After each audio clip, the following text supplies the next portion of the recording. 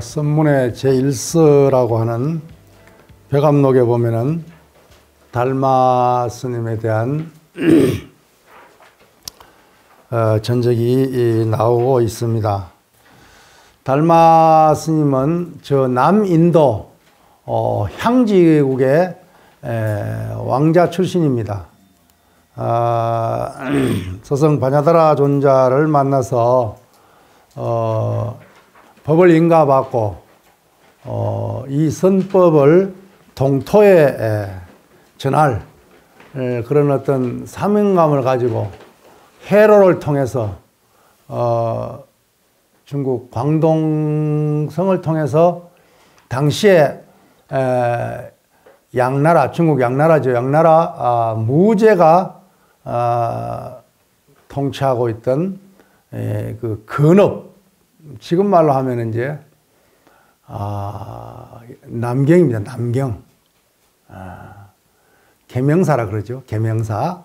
거기에 이제 양무제가 인도에서 큰 스님이 왔다고 하니까 이제 달마대사를 청해서 대법회를 열었죠. 그래서 그때 법의 왕이라고 할 수 있는, 법왕이라고 할 수 있는 달마 선사와 세속의 왕, 황제니까 왕이라고 할 수 있는 무제가 독대를 이제, 물론 뭐 독대라 하지만은 많은 그 신하 문무백관과 그리고 당시에 중국의 많은 그 스님들이 왕궁에 초청이 돼 가지고 대법회를 이제 하게 되는 장면이 연출되는데, 그때 무제가 묻는 말이 이제 우리가 널리 인구에 회자되고 있는 그 문답이죠. 그 별명이 불심천자라고 하는 거기에 어울리게 직접 가사를 수하시고 그 경을 반야경을 설하는 그러할 정도로 신심이 출중한 제가 불자이자 제가 거사로서 그야말로 그 출중한 그런 불자인 무제가 인도에서 건너온 법의 왕인 달마대사에게 묻습니다. 짐이 이렇게 절을 짓고 또 불사를 많이 하고 스님들을 많이 출가시키고 이렇게 했는데 그 공덕이 얼마나 됩니까? 라는 게 이제 제 일성으로서 이제 그게 묻습니다. 그때 이제 달마 스님께서 공덕이 없습니다 라고 하는, 무공덕이라는 것은 뭐 사실 우리가 시대를 초월해서 지금 우리가 생각하더라도 지금은 민주국가, 민주주의 시대이지만은 그때 대한 전제 왕조 시대에 황제가 스님에게, 출가자에게 그것도 불심천자라고 하는 신심 있는, 불사를 많이 성취한 황제가 짐의 공덕이 얼마나 되느냐고 물었을 때 무공덕이라고, 공덕이 없습니다라고 대답하는 것을 우리는 하나의 어떤 뭐랄까요, 출가자는 법에 있어서는 항상 당당해야 된다는 것을 보여주고 있죠. 이 당시에 어떤 달마 스님의 위치를 유추해 볼 때 굉장히 뭐랄까요, 법에 충실하면서도 올곧은 수행자의 모습으로서 속과 권력을 대하고 있다는 것을 알 수 있죠. 우리가 보통 뭐 일상적으로 그렇잖아요. 절에 주지스님이 계신다고 한다면은 절에 불사를 많이 한 신도분이 오더라도 그분을 대하는 모습이 사실 다른 일반 신도들보다는 좀 다르죠. 그렇지 않습니까? 뭐 좀 뭐 안 좋은 말로 표현하면 뭐 그런 신도가 오면 대시주 화주 보살이 오면 주의심이 버선발로 나간다는 그런 뭐 실제 그러는지는 모르겠지만 이제 비유해서 하는 말이겠죠. 그렇게 정서적으로 그럼에도 불구하고 그 황제 앞에서 당당한 공덕이 당연히 폐하 공덕이 만사옵니다 라고 꿍더 우량 이렇게 된단 말이에요. 중국말로 하면은 공덕이 무량합니다 라고 해야 될 판인데 꿍더 분위기가 찬물을 끼얹듯이 싹 그냥 그랬을 거 아니에요. 우리가 저 장면을 드라마로 본다고 생각하면 말이에요. 달마대사는 굉장히 우쭐한 그런 기분으로 물었을 거 아니에요. 당당하게. 그런데 한마디로 그냥 초치는 일이 아닌 그냥 공덕이 하나도 없습니다. 무공덕이라고 대답해버리니까 일순 그냥 분위기가 반전됐을 거 아니에요. 그러니까 이제 법왕 앞에 이제 그 세속의 왕이 이제 케어당한 것이지. 그런 연후에 제2구, 좀 부끄럽기도 하고, 좀 요즘 말로 하면 좀 창피하기도 하고 말이지. 그랬겠죠. 이제 인간적으로 해석하는 거예요. 그런지 안 그런지 모르지만은. 그래서, 성제 제1이, 여하시 성제 제1이 꼭 그런단 말이야. 우리말로 옮기면 어떤 것이 거룩한, 가장 성스러운, 가장 거룩한 불법의 대의입니까? 진리입니까? 불법에서 가장 위대한, 가장 성스러운, 저 성스러울 성자가 있잖아, 그죠? 가장 성스러운, 가장 거룩한 진리가 무엇입니까? 묻는단 말이야. 그러니까 뭐 이제 뭐 교학을 한 스님 같으면 뭐 어쩌고 저쩌고 뭐 이렇게 말하겠지만 이게 대선사니까 한마디로 그냥 확연무성이다. 쿨한 우성이라고 말해버린단 말이야. 그러니까 확연이란 말은 텅 비었다 이 말입니다. 저 허공이 텅텅 비어서 탕탕무해한 저 허공을 일러서 확연이라 그러는 거예요. 저 허공에 뭐가 있습니까? 텅 비어서 거룩한 것은, 성스러운 것은 없습니다. 그러니까 무죄는 여기서 분명하게 묻는 의도가 성스러운 진리, 최상의 진리, 거룩한 진리를 묻고 있다 그러죠. 불법의 최상성의 진리를 묻고 있는 거예요. 그게 그래서 이제 성이란 말을 쓴 거예요. 성스러울 성자를 쓴 거예요.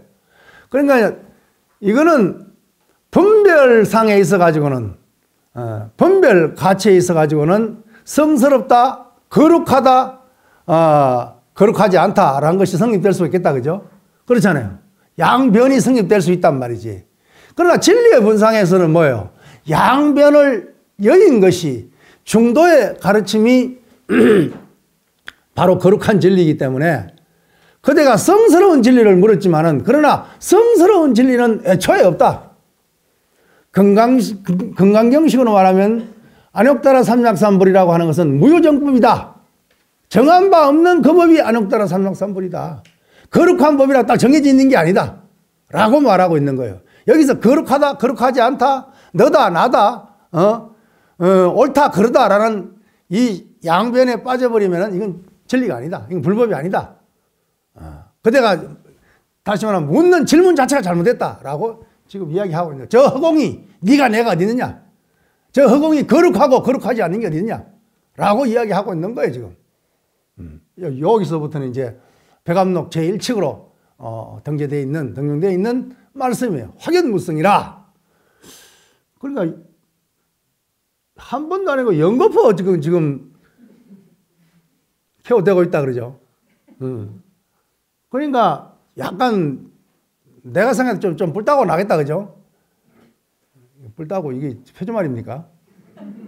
좀 속에서 뭐가 올라오겠다 그러죠? 두 번이나 황제 그렇잖아요. 이제 신하들도 무무백관도 쫙 와 있고 중국의 스님들도 많이 계시는데 좀 폼 좀 잡으려고 그랬는데 황제로서 또 신심도 있잖아요. 보통 신심이 아니요. 이것은 뒷날 아마 배감록을 편집하는 사람들의 의도가 들어가 있으니까 이제 법왕인 달마대사를 돋보이게 하려는 그런 의도에서 이제 편집된 거니까 이제 사정없이 그냥 무죄가 그냥 무릎을 꿇는 걸로 나와 있겠지만 실제 무죄는 그렇지 않겠나 저는 그렇게 짐작을 해요. 하지만 그냥 대본상 그래 돼 있으니까 확연무성이라고 그냥 거룩한 진리는 애초에 없다. 라고 그러니까 분별하지 마라 이 말이지. 무분별이 곧 진리다라고 이야기하고 있는 거예요. 그러니까 좀 인간적으로 이제 속에서 좀 이제 뒤틀리는 게 좀 있었다고 가정하고 무죄는 그렇지 않았다고 생각이 되지만은 이제 내 입장에서는 좀 그러리라 생각이 들어요. 이제 그러니까 내 앞에 서 있는 그대는 누굽니까? 그래서 해보자는 거 아니에요, 그죠? 내 앞에 그렇게 도도한 그대는 황제가 두 번이나 물었는데 두 분 다 그냥 노라고 말해버리는 그대는 도대체 누구냐? 딱 말하니까 무엇이라고 그냥. 저걸 보통 우리 해석할 때 모른다라고 이제 모른다고 해석해도 되긴 돼요. 불식이란 말이 모른다는 말로 해석도 되니까. 더 엄격하게 말하면 분별하지 마라 이 말이 더 맞는 것 같아요. 이게 내 생각이에요. 모든 스님들이 다 모른다고 해석하는데 오람 스님 혼자 그냥 이렇게 하면 저 자식은 또 뭐야라고 말할 수 있겠지만은 중국어를 전공하는 저의 입장에서 본다면은 저 불식이란 말 또 앞에 파견무성이란 대답이 있었고 그렇기 때문에 모른다라고 해도 틀린 말은 아니에요. 맞는 말인데 그러나 더 정확하게 말하면 분별하지 마라. 아르마를 굴리지 마라. 라고 하는 말이 더 정확하지 않겠나는 제 생각이에요. 그러나 여러분들은 불식이라고 해석하세요. 그렇지만 제가 말한 것도 한번 참조할 필요는 있겠다. 불식, 모른다 라고 가정하고 그렇게 해석을 합시다. 모른다. 모른다는 것은 여기서 모른다는 것은 뭐예요? 불식, 상대적인 불식이 아니란 말이에요. 모른다는 것은 안다는 것의 상대적인 말이다. 그죠? 알미 있기 때문에 모른다는 것이 나오잖아요. 모름의 모름이 아니란 말이죠. 불식은. 이해됩니까? 그래서 뒷날 많은 선종의 종장들이, 조사들이 저 불식이란 말을 가지고 이 불식이야말로 천조사를 출세시키는 근본짜리다라고 말하는 거예요. 우리는 뭐요? 여러분들 생각할 때 아는 게 많습니까? 모르는 게 많습니까? 모르는 게 훨씬 많겠죠. 또 아는 것도 있죠. 근데 내가 모른다는 것은 뭐예요? 안다는 것에 상대되는 말로서 모름이고 내가 안다는 것은 또 뭐예요? 모른다는 것에 대한 상대적인 알미다 그러죠. 그렇잖아요. 이 상대적인 안과 모름을 초월해버린 넘어버린 그 절대 모름의 경지에 들어가야 된단 말이에요. 여기서 실제는 엄격히 말하면 간화선 간화선의 어떤 화두를 의심에 들어가는 출발점이 바로 이겁니다. 이 불식이란 이 바탕 위에서 이 근본 자리에서 이 먹고가 나와야 되는 거예요, 사실은. 근데 우리는 사랑 범벌로서 이 먹고를 하니까, 생각으로 이 먹고를 하니까 이 먹고를 한 지가 너무 오래됐음에도 불구하고 늘 뭐예요? 생각은 늘 떠다니잖아요. 둥둥둥둥둥 떠다니는 생각에 의심이 되다 보니까 이것이 참 의심이 안 된단 말이지. 그러니까 화두가 타파가 될 수가 없단 말이지. 그런 병통이 사실 있긴 있죠. 그런데 이 달마가 말한 이 불식은 정말 재벌조사가 출세하는 그 자리가 불식이라고 뒷날 조사들이 그렇게 말하고 있는 것처럼 그야말로 안다 모른다의 어떤 분별로서의 아르마레로서의 어떤 모름이 아니라 절대 모름의 자리.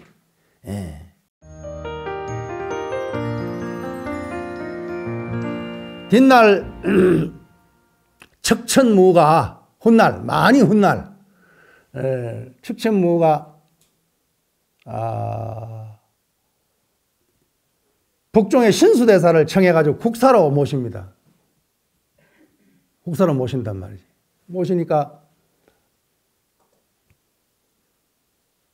우리가 알고 있는 신수는, 우리가 대부분 알고 있는 대부분의 신수는 육조 당경 속에 편집되어진 단편적인 신수사항을 우리가 알고 있는 거예요. 홍인 스님이 깨달음의 개성을 붙이라고 하니까 몸은 보리수요 라는 그런 개성 알죠? 들어본 적 있어요? 그렇다 치고 그래서 또 노행자가 노행자가 개성을 붙이고 하는 거기에 나타난, 그래서 문 앞에까지는 왔지만은 문 안에는 들어오지 못했다라고 개성으로 평가받는 신수상, 그 정도로 우리는 대부분이 알고 있단 말이지. 그러나 도낭의 그 막고굴에서 출토된 북종 관련 많은 문서들에 의거하면은 신수는 그런 쪼잔한 사람이 아니라는 것이 다 밝혀져 버렸단 말이에요. 그러니까 그 달마의 능가선의 종지가 북종의 육조인, 그러니까 사실은 육조가 두 분이에요. 우리가 알고 있는 육조는, 육조 해능은 남종 계통에 뒷날에 이제 남종 천하가 돼버리니까 이제 신수는 날아가 버린 거고, 그 당대에는 신수가 먼저 육조가 되고, 해능대사는 돌아가시고 난 뒤에 100년 뒤에 육조가 되는 거예요, 사실은. 그런 역사적인 이제 굴곡이 있어요. 그건 뭐 중요한 건 사실 아니지만은, 하도 종파주의 개념에 빠져 있는 한국 선객들의 어떤 그 인식을 바꿔야 될 필요가 있다. 그래서 이런 말을 굳이 하는 거예요. 사실 할 필요도 없는 말인데. 그래서 달마 초조로부터 육조 신수에 이르는 그 어떤 법맥을 쭉 법문을 적어놓은 건 능가사작입니다. 능가사작이. 들어본 적 있습니까? 네. 능가사작이 안에 이제 보면 달마로부터 신수 쪽에 어떤 그 법맥과 법문이 나열되어 있고, 물론 해능 대사도 같이 등장을 하지만은 남종 계통에서 추앙하고 있는 해능상은 아니죠. 그냥 일방의 종주라고 나옵니다. 일방의 종주. 다시 말하면 한 총림의 한 지방에, 일방 그러면 한 지방이란 말이잖아요. 한 지방에, 요즘은 한 총림을 말하겠죠. 한 총림의 종주다 그러면 방장이다, 조실이다, 이 정도를 해석하면 되는 거예요. 그 정도로 이제 나오죠. 뭐 이제 북종 계통이니까 당연히 그렇게 표현했겠죠. 또 남종 계통에서는 이제 또 그래 표현 안 하지만, 어쨌든 간에 이 신수대사가 이제 그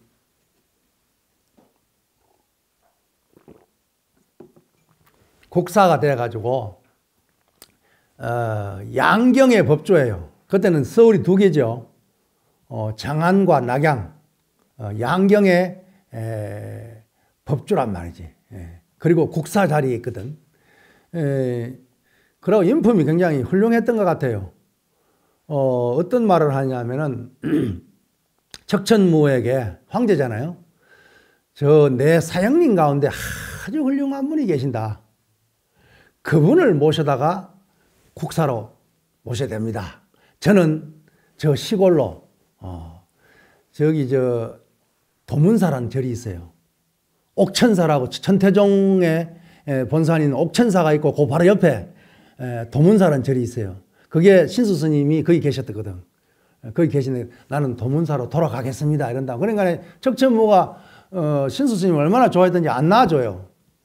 돌아가지 못합니다 라고 하면서 정 그러면은 신수 스님은 나는 물러나고 우리 사형님 해안국사를 갖다가 하도 120살까지 살아가지고 늙을 노자를 써서 노안국사라고도 말합니다.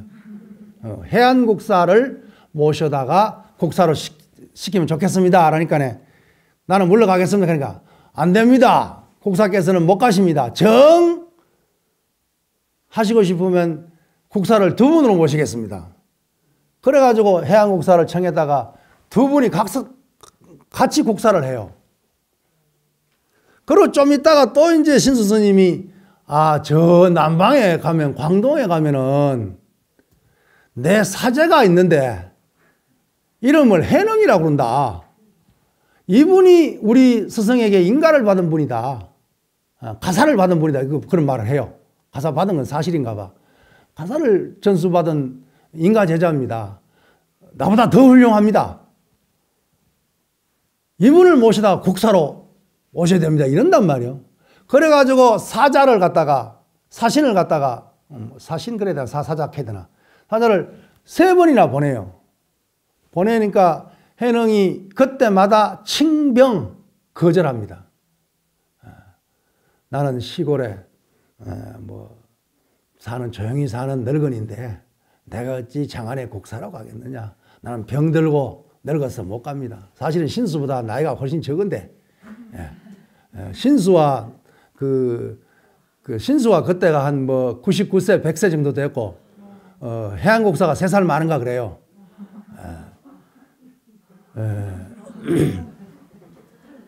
노장들이 재밌게 놀지, 그죠? 그러니까 칭병하고 거절을 하죠. 그래서 뒷날 또 이제 하택 신에는 갔다가 이제 같은 육조인데 신수 스님을 쳐버리고 이제 자기 이 스님을 갖다가 이렇게 육조로 옹립을 하잖아요. 육조 현창 운동을 하잖아요. 현창이라는 것은 뭐예요?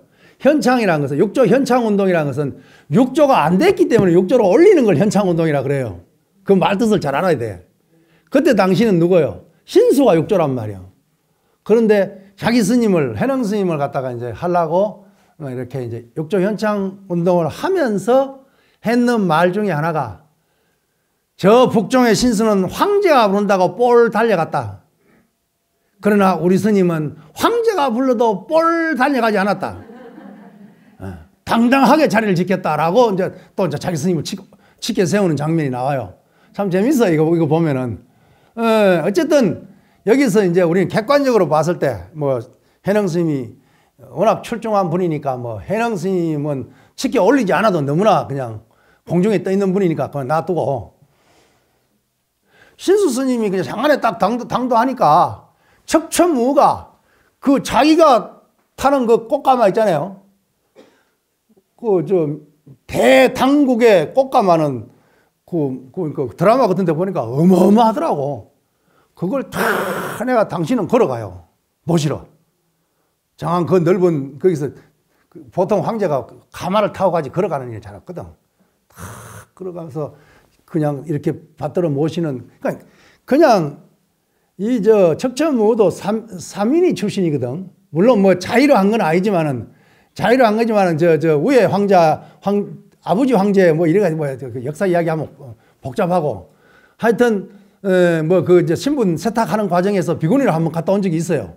중국에는 그런 종종이 있거든. 그래서 또 비구니 어쨌든 형식적이지만은 비구니 출신이고, 양귀비도 형식적으로 도사가 한번 된 적이 있잖아요. 그런 역사가 있어요.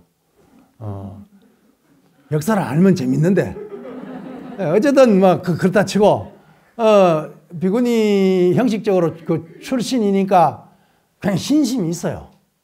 신심이 있으니까 신수 스님을 모시는 정성이 지극해요. 그냥 나룡신도가 아니라. 그래서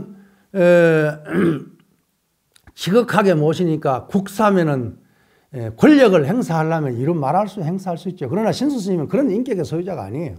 항상 나는 나의 뜻은 저 산문에 있다고 이렇게 말을 한단 말이지. 훌륭하잖아요.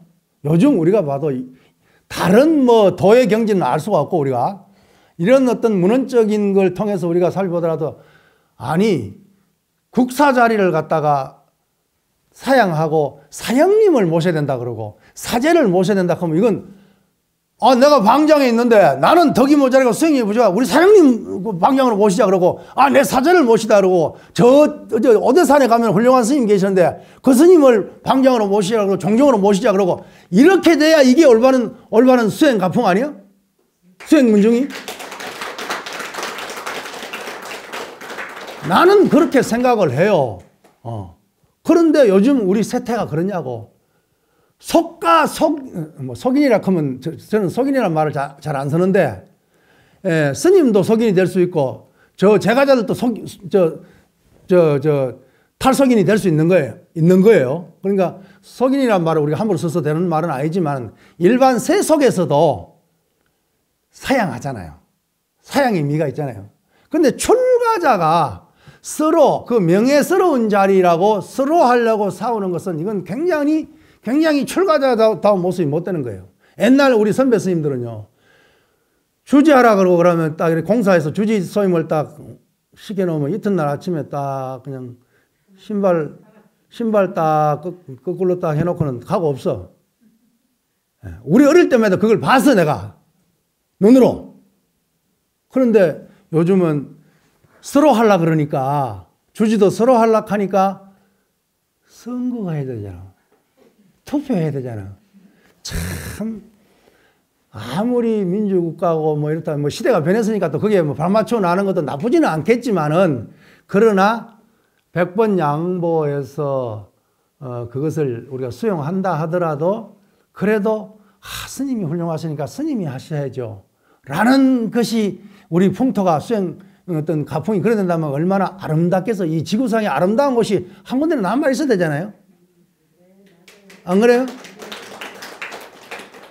뭐 법정스님께서 뭐 맑고 향기롭게 그랬잖아요. 그렇잖아요. 맑고 향기로운 곳이 저 아마존도 지금 지구의 허파라고 하는 아마존도 지금 오염돼 가고 있는데, 이 수행자들이 모인 이 성가, 대한민국의 조계종의 성가가 좀 맑고 향기로워 되잖아요. 맑고 향 잡고 피운다 향기를 줍니까? 저래서 계속 그냥 내고라운 향 피운다고 그게 향기로워집니까? 그게 택도 없는 소리지. 안 그렇습니까? 향기로운 게 뭐예요? 우리 삼업이 청정해야 그것이 향기로운 것이지. 그렇지 않습니까? 서로가 양보하고 서로가 아름다운 마음을 쓸 때 이 한산에서 부는 이 향기가 우리 전국 방방에 흩어나가고 전 세계 만방에 흘러나가는 이런 향기가 진실로 향기가 되는 것이지. 안 그렇습니까?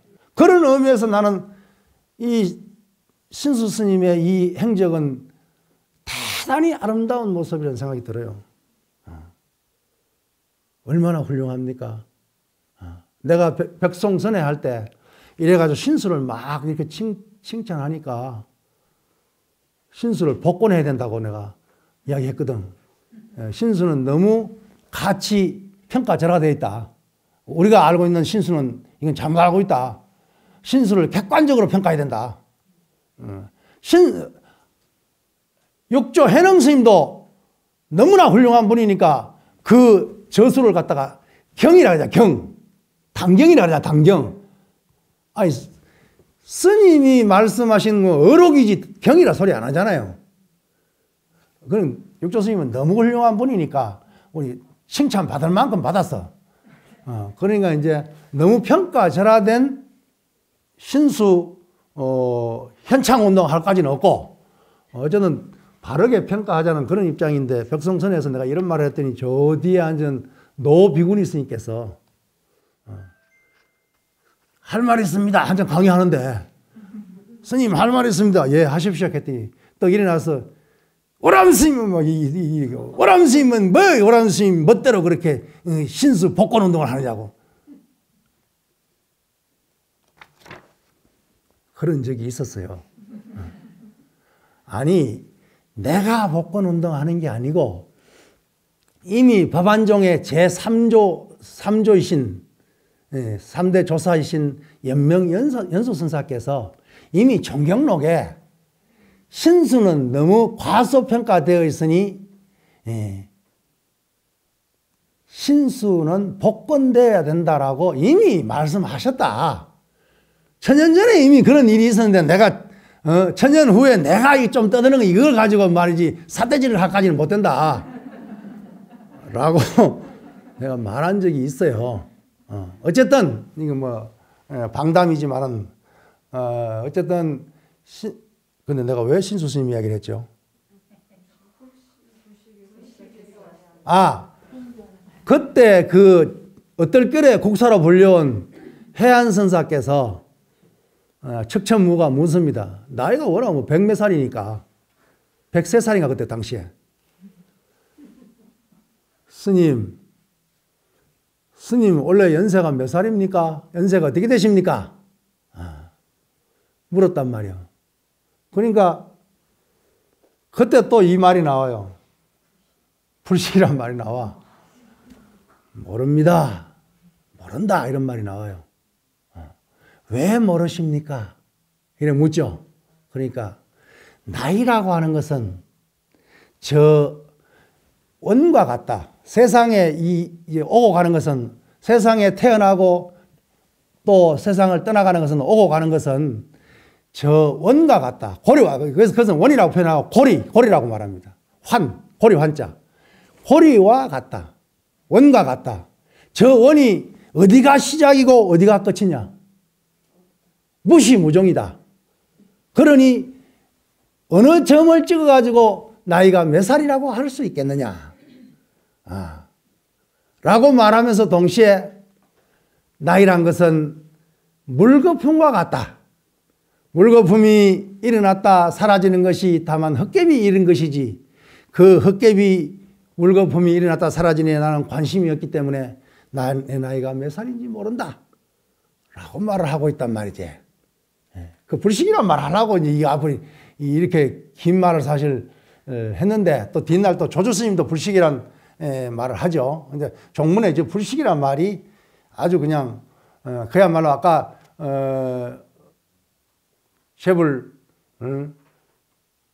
제조사의 어떤 출세를 시키는 어떤 문이라고 하는 이유가 바로 거기에 있다는 것이죠. 그래서 이제 불식이라고 말한 여기서 이제 서로 어그러져 버리니까 달마 스님이 갈대잎을 타고 장강을 건너서 위나라에 속해 있는 소림사로 들어가서 9년 동안 때를 기다렸다. 9년 동안 면백했다라고 역사는 기록하고 있단 말이지. 9년 동안 벽만 쳐다보고 있었겠습니까? 밥도 묻고 소림사 경내를 벗어나지 않았겠죠. 소림사에서 위에 소림굴 달마동굴까지는 한 40분 올라가야 돼요. 산으로. 여름에 갔더니 막 헥헥 그러고 올라가서 그냥 굴이 요것만 해. 딱 사람 한 사람 들어갈 만해 그냥. 그래서 거기 이제 달마동이라고 이제 되어 있는데 거기 계셨다 그래.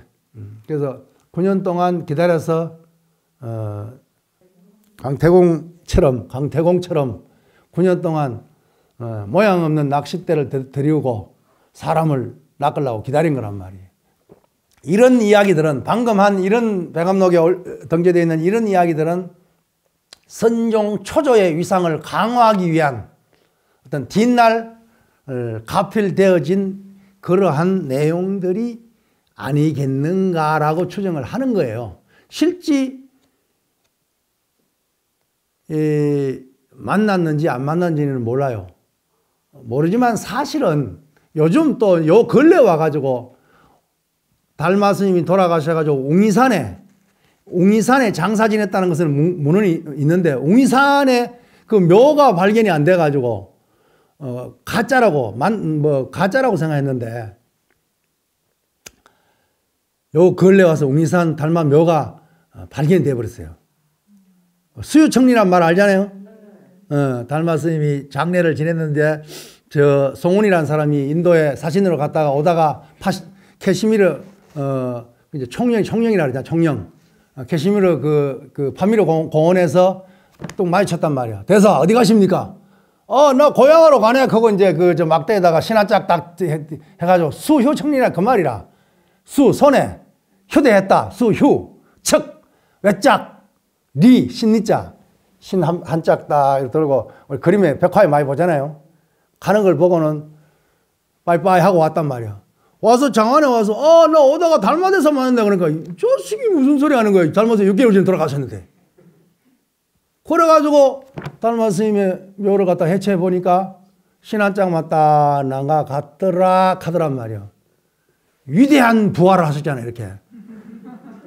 우리는 이렇게 생사를 자유자재하기 때문에 우리 불문 안에서는 그냥 죽었다 살았다 이걸 생사 자재이기 때문에 이런 거는 아무것도 아니야. 치지도 않아.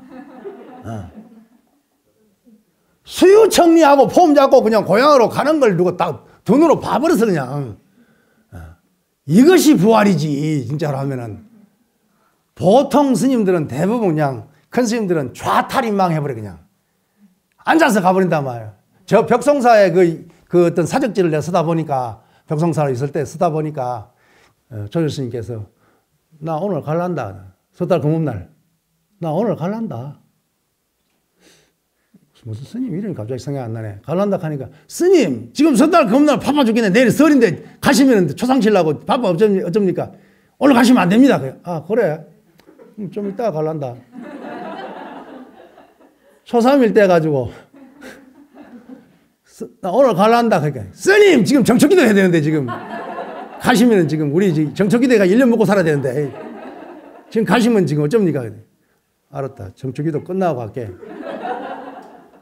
이게 벽성사 사적지에 다 나오는 이야기예요. 우리나라도 이런 스님 계시는 거예요. 별로 이름도 없는 스님이라. 호가 서룡입니다. 서룡. 상스러울 서자에 용용자. 서룡 뒤에 본명이 자물인데 호가 서룡인데 조선 말의 스님이라 벽성사에 살았던 조실 스님인데 그래가지고 두 번 놓치고 세 번째 그냥 나 갈란다 빠이빠이 하고 하셨거든. 이거 생사 자제한 것은 이거는 비일비재해. 그리고 뭐 저기 삼조 성찬 선사는 다 앉아 좌탈인망 이건 너무 시시하다. 나는 서서 갈란다. 그리고 지금도 삼조사에 가면 내 방에 올라가면 삼조사 우리 선회하고 난 뒤에 우리 스님들이 40명쯤 가가지고 거기서 참배하고 찍은 사진도 있어. 저 다학실에 가면은 그 삼조사에 가면은 서서 돌아가신 그 바위가 그대로 남아있어. 그 유적이. 그러니까 나중에 또 좀 더 가니까 등원봉 선사는 에이, 뭐 시시하게 앉아서 죽고 무슨 서서 죽고 이게 무슨 나는 물구나무 서서 죽어버리나. 물구나무 서가 돌아가셔버렸어. 저 누이 동생이 비구니 스님이라. 물구나무 서 장사를 지내야 되는데 장례를 치러야 되는데 물구나무 서가 움직이질 않으니까 장례를 못 치르고 있는데 자기 누이 동생이 이제 문상하려고 옮기라 와가지고 비구니 스님이라. 저거 손가락 보면 오빠 아니요? 그냥 서 있으면 볼때기인데 거꾸로 서 있으니까 뭐요? 종아리 갖다 팍 치면서 오빠는 살아생전에도 그렇게 잘때기 없는 짓 많이 하더니 죽어서까지 사람 괴롭힌다고 팍 쳐버린 거야. 그러니까 휘떡 넘어가 버린 거야. 등원봉 선사는 몰고 나면서 돌아가셔 버린 거야. 좀 장난기가 발동했던 모양이지. 그러니까 이게 뭐 죽고 사는 게 그냥 이게 꼭두각시 노름이기 때문에 뭐 이 자유자재란 말이지. 이제 부처님은 워낙 뭐요? 3계의 대도사니까 사생에 잡으시니까 부처님이 또 우리가 봤을 때 좀 기이하게 돌아가시면 그렇잖아요. 공중에 붕 떠가 돌아가시. 부처님은 뭐 좌탈인망도 아니고 서스도 아니고 물고나무도 아니고 뭐요? 다 누우셔가 점잖하게. 그러니까 그게 부처님이란 말이요. 그래서 우리도 부처님을 닮아서 돌아가실 때 굳이 좌탈인망 안 해도 돼.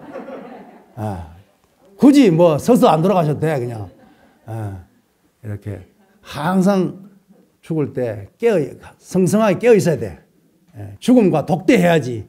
정신이 혼몽해가지고 막 그냥 죽는지 사는지도 모르고 그냥 병원에 실려 가가지고 막 그냥 닌길이 꽂아가지고 막 그래가지고 그런 것은 뭐 시대가 그러니까 어쩔 수 없다 하겠지만은 좀 스님은 스님답게 생사에 어떤 그 자제하면 좋고 자제가 안 되더라도 생사와 독대할 수 있는 그런 다시 말하면 화두 연불이면 연불 그걸 딱 그냥 일심불란이잖아요. 무량수경에 보면 일심불란이란 말이 나와요. 아미타불을 평생을 불러서 돌아가실 때 일심이 불란 어지럽지 않고 아미타불을 부르는 그 연불심으로 죽음을 맞이하는 것을 극락왕생하는 것을 일심불란이란 말을 한단 말이에요. 그 무량 속에 그런 말이 나와요. 그러니까 뭐 살아 평상시에 일심불란해야 되겠지만은 4대 육신이 무너지고 혼이 날아가고 백이 떨어지는 혼비백산하는 이런 상황을 당해서 이런 경계를 당했을 때 우리 조사문중의 식으로 말을 하면 안광이 낙제할 때 눈빛이 땅에 떨어질 때 그 말이야. 안광 낙제할 때 그대는 자유자재하겠는가? 라고 묻는 것이 종문의 어떤 전통이란 말이지. 그러니까 이야기를 너무 많이 빗나갔습니다. 어쨌든 이런 이야기 그냥 1시간 하네 그냥. 그런데 이런 이야기가 또 재미가 있어요. 그렇죠? 이게 뭐 안심법문이 어쩌고 뭐 어쩌고 이거보다 뭐 이 끝도 한도 끝도 없으니까 그냥 이야기만 할 수 없고, 요 이제 웅이산에 어떤 그게 묘가 발견돼 가지고 그 무제가 달마 스님을 만난 것이 사실일 수 있겠구나라는 쪽으로 지금 확신적으로 지금 연구 결과가 지금 굳어지고 있어요. 그러니까 점차 이제 역사로서 이제 밝혀지는 일들이 있으니까 그래서 어쨌든 이러한 것은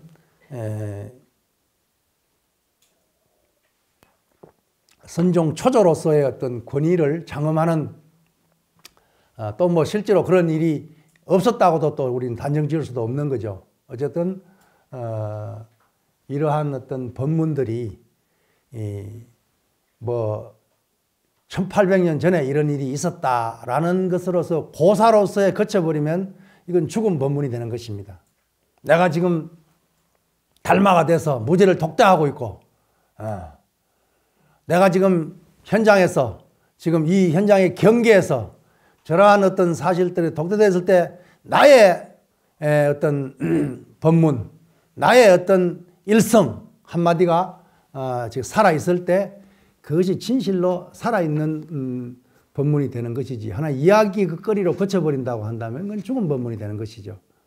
우리가 책을 통해서 우리가 공부를 할 때 항상 이 점을 갖다가, 그러니까 부처님도 문사수라 그러잖아요. 문 들어라, 많이 들어야 된다.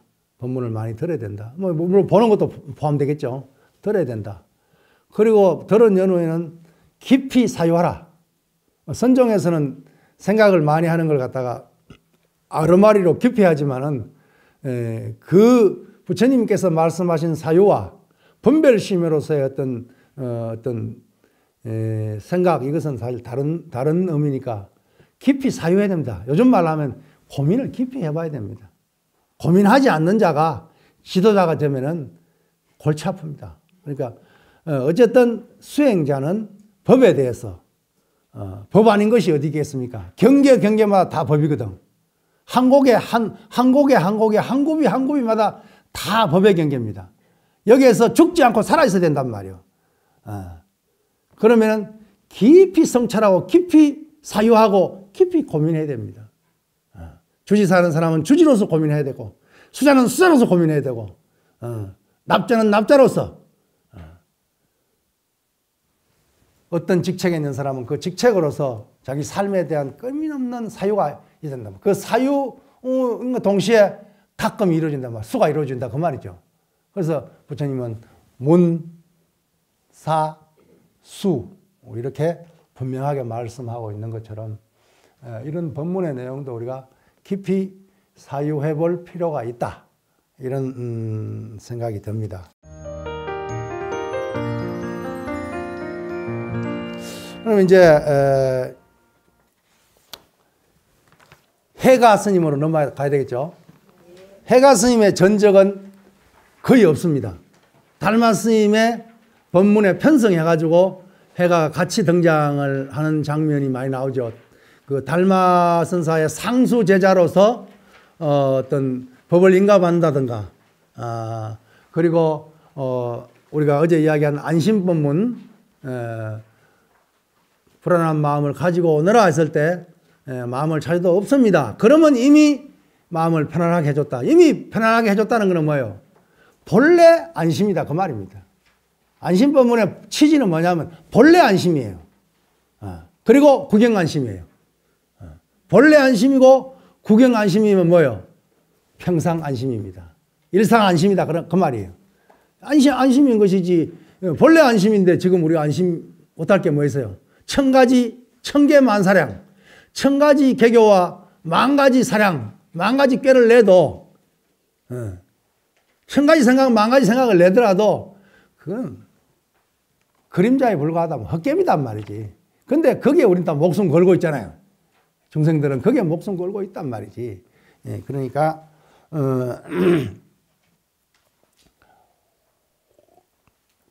본래 안심이란 사실, 구경 안심이요 평상 안심이란 것을 설해주고 있는 것이 달마 스님과 해가 스님이 만나서 연출하고 있는 그 안심법문의 내용이다 하는 것을 이야기하고, 해가 스님 법문 가운데 이제 하나 유독하게 눈에 띄는 것은 해가 스님에 대한 이야기도 그 뭐랄까요, 정사보다는 야사에 나오는 내용들이 굉장히 많은데 여기서는 뭐 그런 이야기를 언급하기는 좀 시간상 별로 안 맞을 것 같은데, 딱 하나 우리가 언급해야 될 부분은 모든 부처님은 모든 부처님은 좌선을 통하지 않고 부처님이 된 사람은 아무도 없다 라고 하는 그 구절. 좌선의 중요성을, 왜 이제 육조 스님 같은 사람은, 해능 스님 같은 사람은 좌선하고 있는 사람들 가서 주장자로 일어나 이렇게 했단 말이요. 너무 앉아서 버티니까 일어나라고 했음에 불구하고 역할이 서로 다른 거죠. 해가 스님은 뭐예요? 선종 초기에 선종을 정초시켜야 되는 입장에 있으니까 뭐예요? 선종에서 좌선을 빼버리면 또 뭐가 있겠어요? 좌선하다가 깨우쳤다는 스님들은 별로 없어요. 실제로 선문에 내가 선문을 이력을 쭉 훑어보니까 좌선은 물론 조동종 개통에서는 뭐 백장선사라든가 그 이후에 어떤 그 조동종 개통의 선사들을 어떤 전적을 살펴보면은 맨날 며칠 선방에서 나오지 않았다는 말이 수두룩이 나와요. 3일씩, 일주일씩 그냥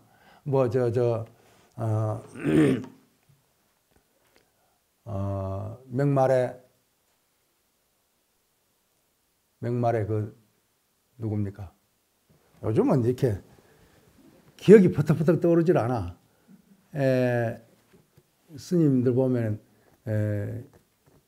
13일을 선정에 들어가서 나오지 않았다는 그런 기록들이 나와요.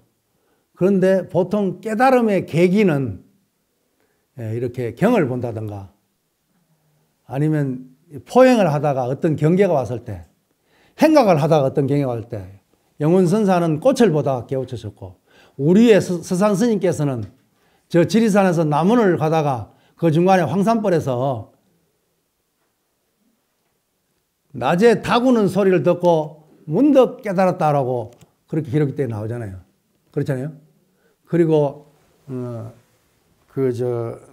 누구요?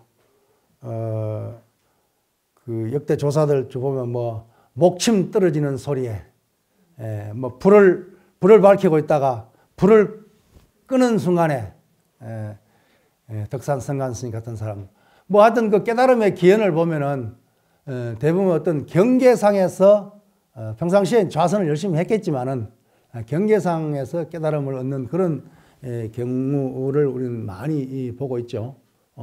물론 그 전에 어떤 깊은 선정이 있었고 깊은 좌선 수행이 있었기 때문에 그것이 가능하겠죠. 그런데 이제 해가 스님 같은 경우는 이제 선종 초기에 선종을 만들어야 되니까, 정초해야 되니까 좌선을 강조했겠죠.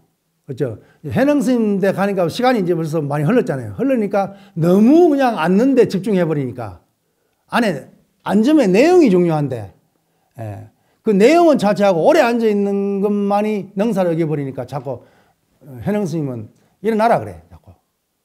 그리고 실제로 그 고봉 스님 선녀에 나오는 고봉 오묘 스님 같은 사람도 3년 동안 원주를 소임을 보면서 밥 먹는 시간, 화장실 가는 시간 빼고, 정랑 가는 시간 빼고 앉은 일이 없다 그래. 원주 소임을 보면서. 선방에 앉아가 좌선으로서 깨달은 게 아니고, 그야말로 어떻게 보면 두타행일 수 있겠다, 그죠? 그렇잖아요. 밥 먹는 시간과 정랑 가는 시간을 빼고는 앉은 일이 없다 그런단 말이에요. 고봉 스님의 절강성, 중국 절강성 천목산에 가면은 그 사관이 있어, 사관. 죽을 사자에 관문이란 관자. 사관이 있는데 지금은 그 관문 이렇게 길을 갖다가 위로 내가지고 위에서 아래로 내려가서 사관을 들어가니까 별 감흥이 없어. 그런데 그 밑에 절에서 이렇게 옛날에는 걸어 올라가가지고 낭떠러지가 이렇게 있어. 낭떠러지 사다리 놓고 거기 올라갔단 말이야. 올라가 사관에 들어가서 사다리 차부는 거예요, 그냥. 사다리를 걷어버린단 말이야. 뭐 좁쌀 좀 가지고 올라갔겠죠. 그래서 벽곡을 하면서 거기서 죽기를 한정하고 공부를 한 그 사관이 지금도 남아요. 천목산에 가면 지금 그대로 있어. 성기순례 가면 이제 그렇게 뒤쪽으로 해가 차 타고 가서 걸어가지고 그 제자가 중봉 명본선사잖아요. 그 옆에 보면 환주암이라고 있어요. 있는 환주암이란 그 암자는 그대로 있더구만. 그런데 요즘은 식당으로 변해가지고 돼지 다리를 걸어놨더라고. 그 환주청규라고 있어. 환주청규. 중봉 명봉 스님이 환주암에 거처를 했기 때문에, 주석을 했기 때문에 그때 어떤 청규가 환주청규라. 그 환주암이기 때문에, 그 환주암, 우리는 그 성지라고 그 중봉 명봉 스님의 어떤 뭐랄까요, 그 환주청규의 어떤 그 이미지를 탁 가지고 거룩한 뜻으로 갔는데 일주문 입구에 돼지 다리를 걸어놨더란 말이에요. 식당으로 변했거든, 지금. 지금은 어떤지 모르겠습니다. 내가 갔을 때 그래서, 이 도리는 무슨 도리인가. 저 환주암 일주문에 걸려있는 저 돼지 다리는 무슨 도리인가라고 한번 생각을 해본 적이 있는데, 어쨌든 옛날 스님들은 죽음을 불사하고 공부를 한 거예요. 내나 여러분들이나 이런 마음으로 공부해가지고는 안 돼. 실제로 안 돼. 깨달음이라는 것이 뭐 그렇게 부처되는 일이 그렇게 쉬우면은 뭐 부처 안 되는 사람이 누가 있겠습니까? 내가 내 자신을 봐도 아이고 너무 부족하고 너무 옛날 스님들에 비하면 너무 발심이 안 되고 너무 안 돼 있는 기라. 그래서 거기다가 요즘 내 상자들을 보면 아이고 자들 데리고 뭐 하겠나 싶은 생각이 사실 저절로 나지. 나도 그런데 자들 보면 내보다 더 못하는 생각이 든단 말이요. 내보다 더 나아야 되잖아요. 제자가 스승보다 더 나아야 청출 어란 말이요. 그렇잖아요. 어째 갈수록 더 어물어지냔 말이요. 내가 걱정이 돼서 내 눈에 잘못 보여서 그런 겁니까? 젊은 스님들 한번 말해보소. 내가 지금 잘못 보고 있는 거예요? 우리 선배 스님들에 비하면 우리는 택도 없어. 우리가 어릴 때, 우리가 젊을 때 그 어른 스님들 그 신심, 원력, 발심, 수행력, 우리 택도 없고. 또 요즘 이렇게 뒤로 돌아보니까 아이고 야들이 무슨 도 닦겠노 이런 생각이 든단 말이요. 내만의 걱정이 기운지 모르겠습니다만은 어쨌든 옛날 스님들은 달마 스님도 사실 마지막에 그 광통율사라든가 이런 분들 해가지고 독살당했거든. 독살당해가지고 옹이산에 묻혔는데 독살로 죽었는데 신한짝 들고 갔다 하니까 이게 위대한 부활이 된 거지 사실은. 그때 당시에 분위기를 안 말이야. 전부 어떤 교학불교가 자리 잡고 있는데 와가지고 마음이 부처라 그래 버리니까 직지인심 견성성불 해버리니까 무슨 소리 하고 있느냐 말이지. 그래가지고 달마, 해가, 승찬 스님까지는 정주하는 사찰이 없어요. 떠돌이라. 저 왕공산에서 저 강서성의 그 왕공산으로부터 저 광동성의 나부산까지 그냥 왔다 갔다 숨어 다니는 거예요. 그러니까 얼마나 좌선을 해야 되는데 좌선을 할 수 있는 분위기가 못 되는 거예요. 마음이 부처락하니까 무슨 너무 대성경전에 삼아승직업을 닦아서 부처가 된다 하는데 마음만 깨달으면 부처라고 이렇게 말하니까 좀 마구니에 마설이라고 이렇게 하니까 선이 먹혀들지는 않았단 말이야. 그래서 3조 성찬대사까지는 그냥 떠돌이 생활을 한 거예요, 사실. 그런데 해가스님 같은 사람도 정주한 사찰이 물론 그 소림사 가면 이조함이 있긴 있어요. 이조함이 이제 있긴 있는데 해가스님도 굉장히 떠돌이 생활을 쭉 하셨고 성찬 스님도 물론 마찬가지고 4조 도신 스님에 가서 이제 드디어 상봉산에서 자리 잡죠. 대종이 500이 돼가 정식으로 이제 나중에 할 이야기지만 이제 선종으로서 이제 모습을 갖추어지는 것인데 어쨌든 해가 스님의 전적이 많이 남아있지 않는 이유는 아마 선종 초기에 이렇게 일정한 장소 없이 거처 없이 어떤 행각을 했기 때문에 자료들이 많이 유실됐지 않겠는가 이런 생각이 듭니다. 그렇지만 어쨌든 좌선 위주의 어떤 선을 강조하고 있는 것만은 아직까지 문헌에 그대로 전해 내려오고 있습니다. 15만 휴식합시다.